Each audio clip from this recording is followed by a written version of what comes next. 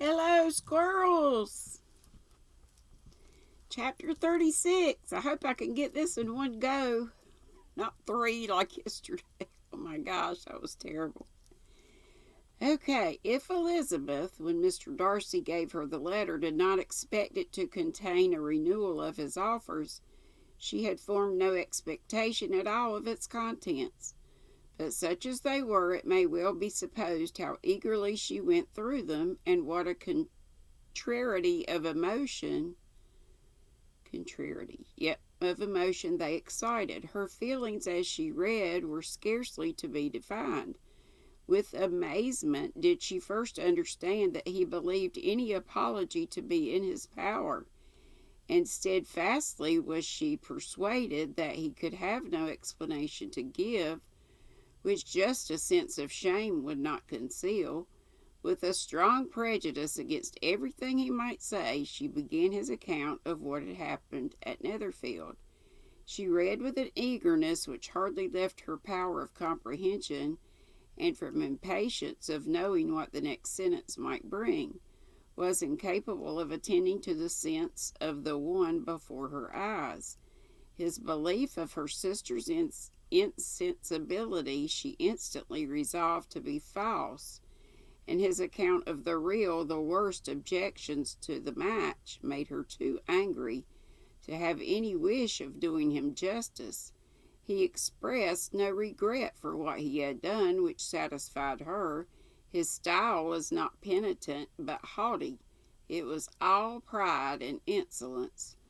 But when this subject was succeeded by his account of Mr. Wickham, when she read, with somewhat clearer attention, a relation of events which, if true, must overthrow every cherished opinion of his worth, and which bore so alarming an affinity to his own history of himself, her feelings were yet more acutely painful and more difficult of definition. Astonishment, apprehension, even horror oppressed her. She wished to discredit it entirely, repeatedly exclaiming, "This must be false. This cannot be. This must be the grossest falsehood." And when she had gone through the whole letter, though scarcely knowing anything of the last page or two, put it hastily away, protesting that she would not regard it, that she would never look in it again.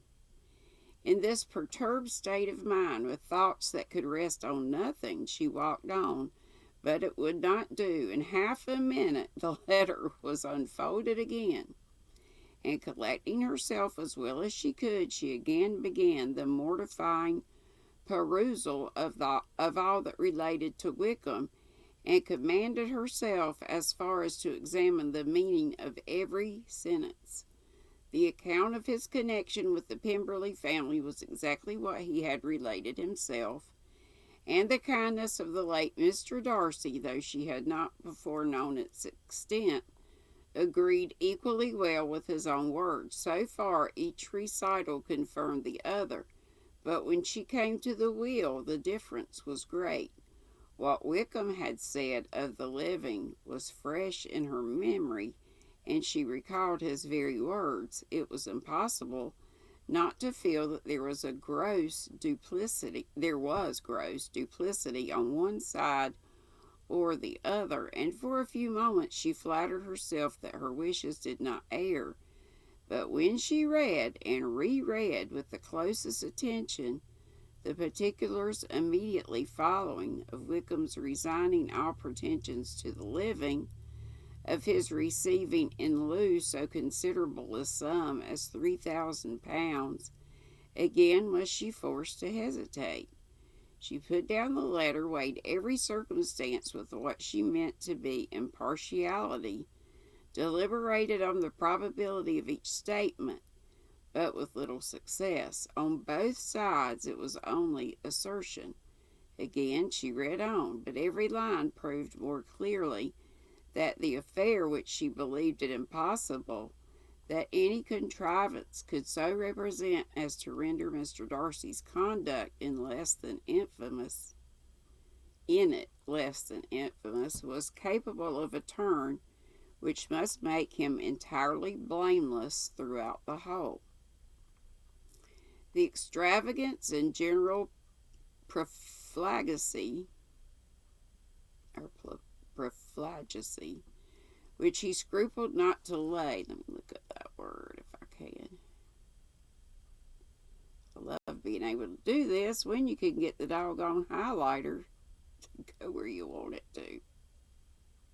There we go. Look it up. There we go.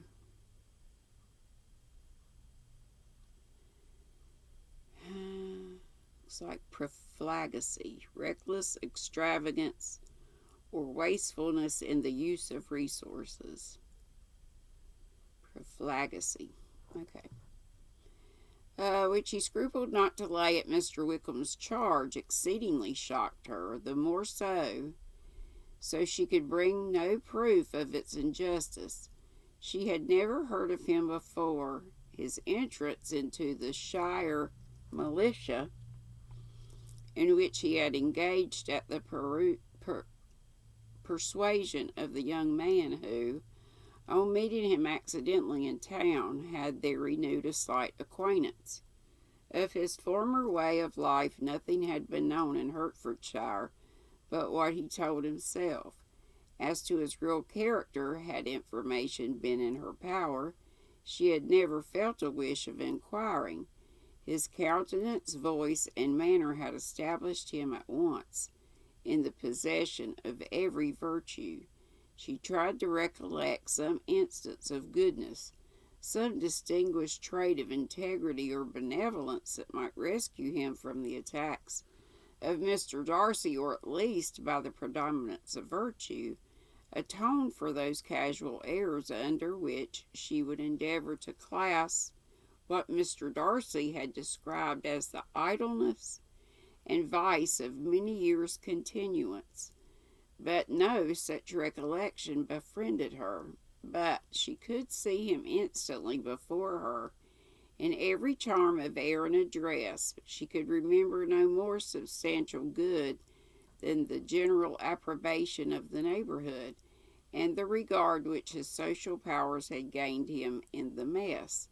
After pausing on this point a considerable while, she once more continued to read. But alas! The story which followed of his designs on Miss Darcy received some confirmation from what had passed between Colonel Fitzwilliam and herself only the morning before, and at last she was referred for the truth of every particular to Colonel Fitzwilliam himself, from whom she had previously received the information of his near concern in all his cousin's affairs, and whose character she had no reason to question. At one time she had almost resolved on applying to him, but the idea was checked by the awkwardness of the application, and at length wholly banished by the conviction that Mr. Darcy would never have hazarded such a proposal if he had not been well assured of his cousin's corroboration. She perfectly remembered everything that had passed in conversation between Wickham and herself in their first evening at Mr. Phillips's. Many of his expressions were still in her memory. She was now struck with the impropriety of such communications to a stranger, and wondered it had escaped her before. She saw the indelicacy of putting himself forward as he had done, with the inconsistency of his professions with his conduct. She remembered he had boasted of having no fear of seeing Mr. Darcy, that Mr. Darcy might leave the country, but that he should stand his ground. Yet he had avoided the Netherfield ball the very next week. She remembered also that, till the Netherfield family had quitted the country, he had told his story to no one but herself, but that after the removal it had been everywhere discussed, that he had then no reserves, no scruples in seeking Mr. Darcy's character, though he assured her that respect for the father would always prevent his exposing the sun. How differently did everything now appear in which he was concerned.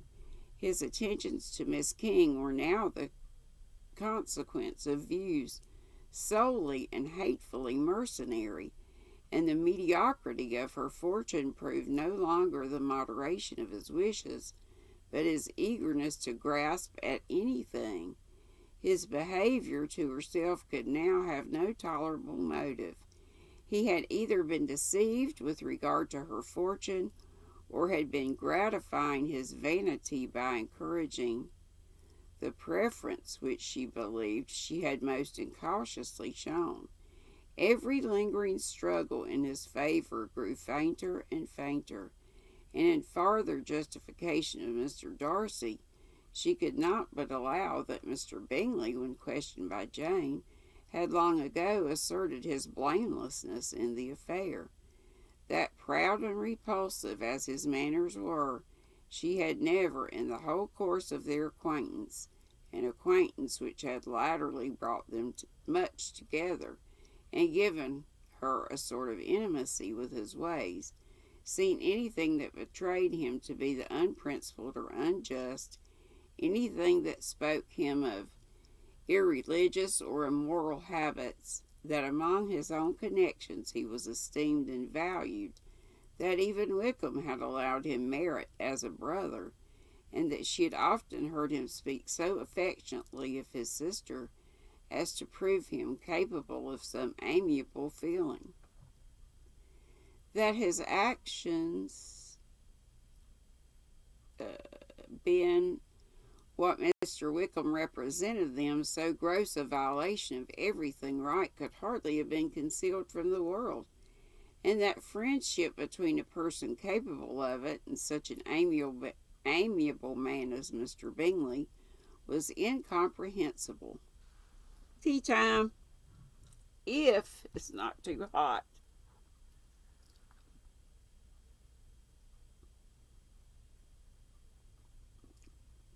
Woo!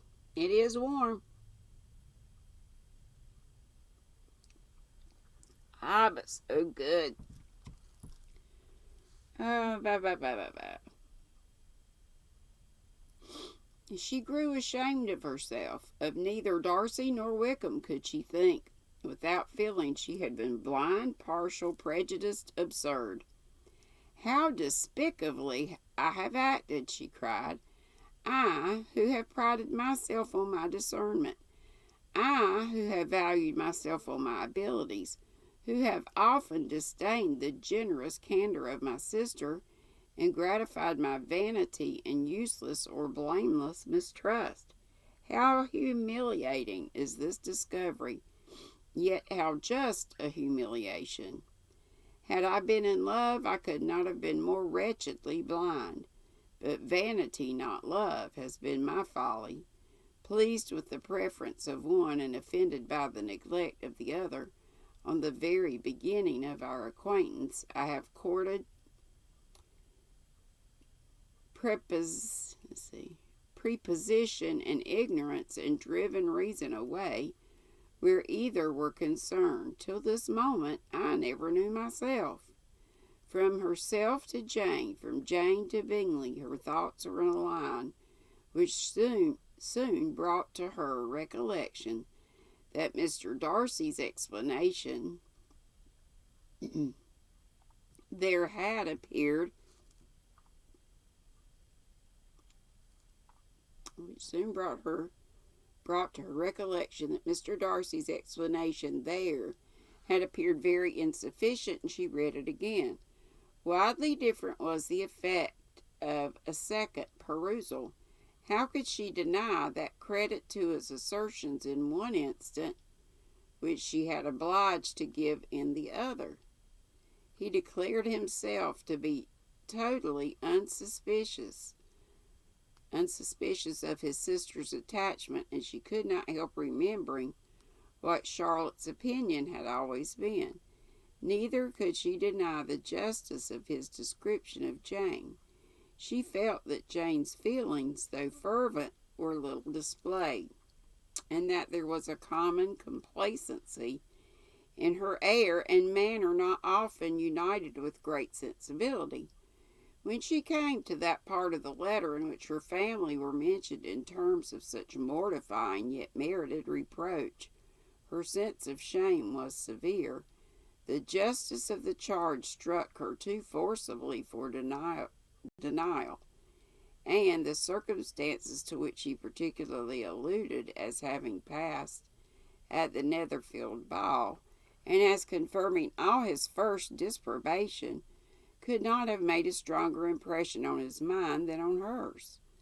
The compliment to herself and her sister was not unfelt. It soothed, but it could not console her for the contempt which had thus been self-attracted by the rest of her family, and as she considered that Jane's disappointment had in fact been the work of her nearest relations, and related how materially the credit of both must be hurt by such impropriety of conduct, she felt depressed beyond anything she had ever known before.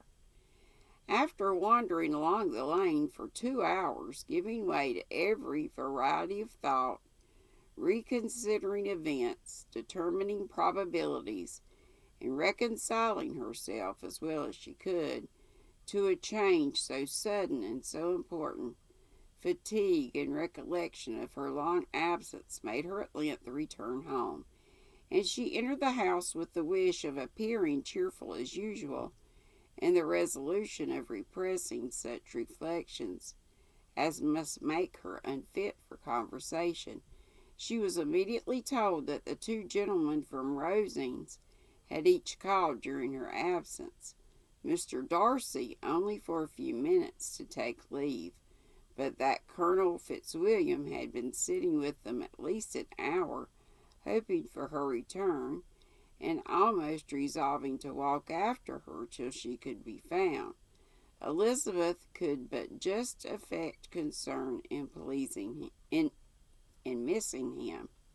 She really rejoiced at it. Colonel Fitzwilliam was no longer an object. She could only think of her letter. Wow. Again, wow. Chapter 37 will be next. Oh my goodness. Yep. We bookmarked that. Got it. And I will see you today, lovely people. Enjoy your Saturday.